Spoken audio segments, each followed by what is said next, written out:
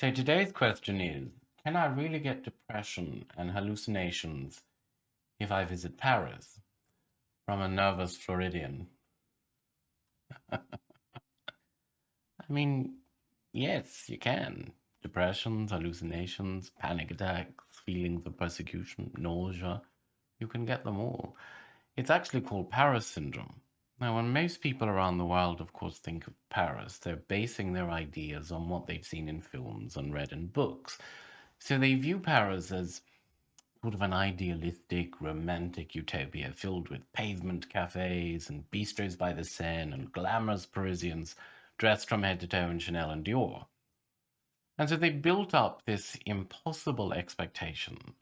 So when they arrive there for the first time, the disappointment caused by this culture shock is known as Paris syndrome.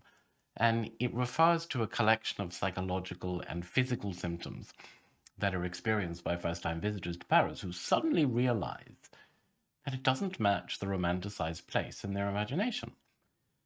It's quite common amongst Japanese tourists, and that's because pretty much the city is idolized in Japanese media. And I'm not sure how to tell you this, nervous Floridian, but it's very common amongst US tourists as well. Anyway, it's the result of an extreme shock and realization that Paris, like any other city in the world, has crime, filth, poverty, and not so friendly locals. But of course, as real as Paris syndrome is for those who experience it, it isn't officially recognized as a psychological condition. And this is because it's nothing more than a loose connection of symptoms that people get after experiencing a major disappointment.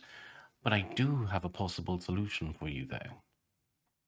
You could always go to Paris in Texas. I don't think you'll be affected by Paris syndrome there.